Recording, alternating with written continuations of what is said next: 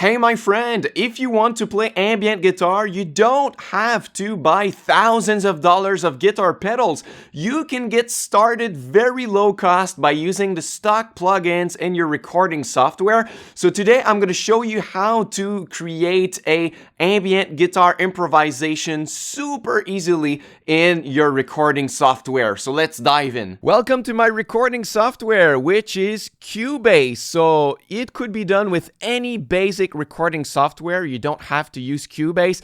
You could use any other one: Logic Pro, GarageBand, Reaper, Pro Tools, Ableton, whatever. It's gonna work in any because it's just really basic stuff that we're gonna do. So I have created two tracks. One which is gonna be the ambient drone, and the second one is gonna be the ambient improv, where I'm gonna improvise with my chords. So first of all, we're gonna create the drone to give the ambience to the rest of the piece.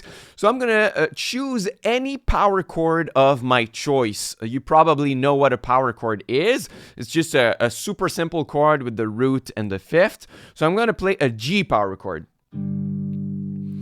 So if you want to hear yourself back, you can activate the monitoring button with the little speaker icon right here. So now it's gonna give you back what you're playing.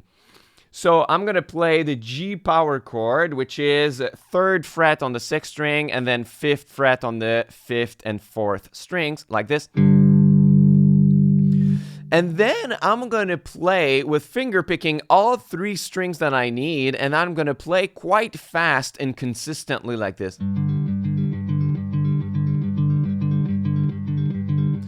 And then I'm gonna record that for as long as I want to play that. So I'm gonna push the record button.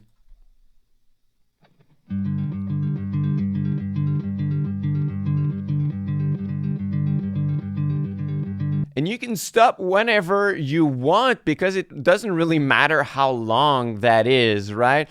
We can just trim it. So I'm gonna slide it so that I have the wave file at the beginning and the same at the end. And then I'm simply gonna copy and paste that. And I'm gonna make them overlap a little bit on the end, so such as the second one just is overlapping with the first one, yeah? And I'm gonna do that several times like this. And then I'm gonna make them crossfade, right? So such as the first one is gonna fade down, and at the same time the second one is gonna fade up, and that's gonna create an X, right? And it doesn't matter because we're gonna drown this in reverb, so it's not gonna be noticeable.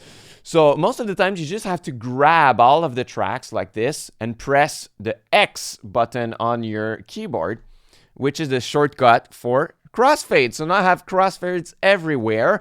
If you don't find that, if the X doesn't do that, you have to find it in your software. Let's say audio and then crossfade right here. That would be here, right? So now what I'm gonna do with this one, I'm gonna add a reverb plugin on top of it. So I'm gonna go in the inserts to add an effect. I'm gonna pick a slot, and then I'm gonna go to reverb and choose a stock plugin.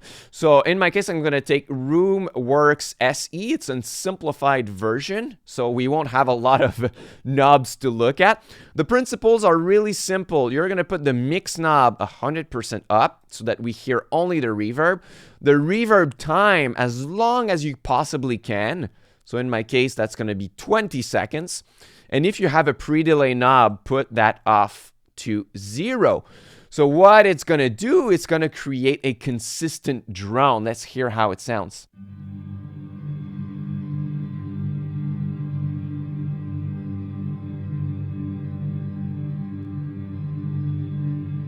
So you heard we have gone past the crossfade right here, and we didn't even notice it because it's drowned in reverb, right? It doesn't really matter in that case. So the second thing we're gonna do is to create our tone for the ambient improv. So once again, you want to click on the monitor button if you want to hear yourself back.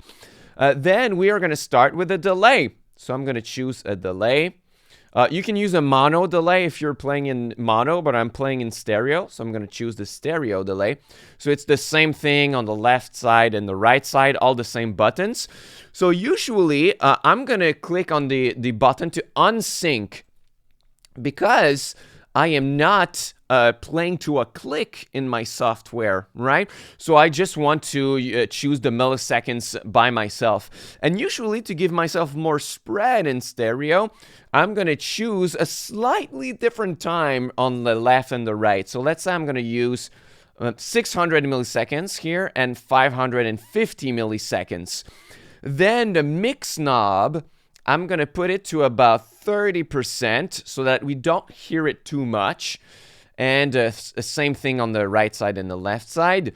Then the feedback knob, or the repeats knob, or how long the reverb is going to decay, right? How long it's going to repeat. I'm going to put it to about 65%, something like this, on both sides. Really nice. And then I want a darker tone, so I'm going to put the filter knob for the highs quite low. And then I'm going to try that with my guitar.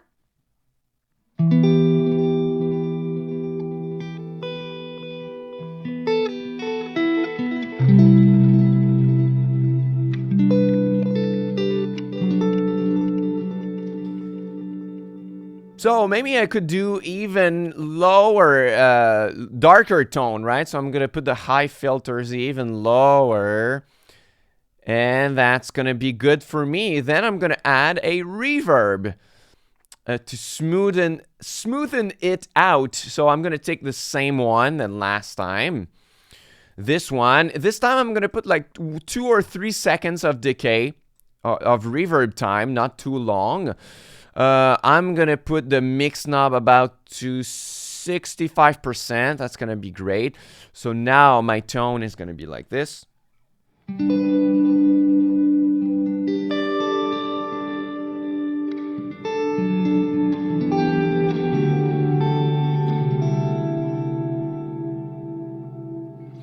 Right, and maybe I could use a little bit more movement in it. I'm used to have more modulation in my delays and reverb. So what you can do is that you can think of your effects and your plugins as you would if you had a chain on your pedal board where you order your effects. So typically I want modulation first and then delay and then reverb. So I can just slide the reverb, slide the delay to have an open slot before it, and then I'm going to choose modulation. I'm going to choose a chorus. Once again, I'm going to unsync it so that it's not to a tempo of my song or anything. Maybe I'm going to choose about 0.25 hertz or something. And then the mix down because I just really want a touch of it. So 25%. Let's try that.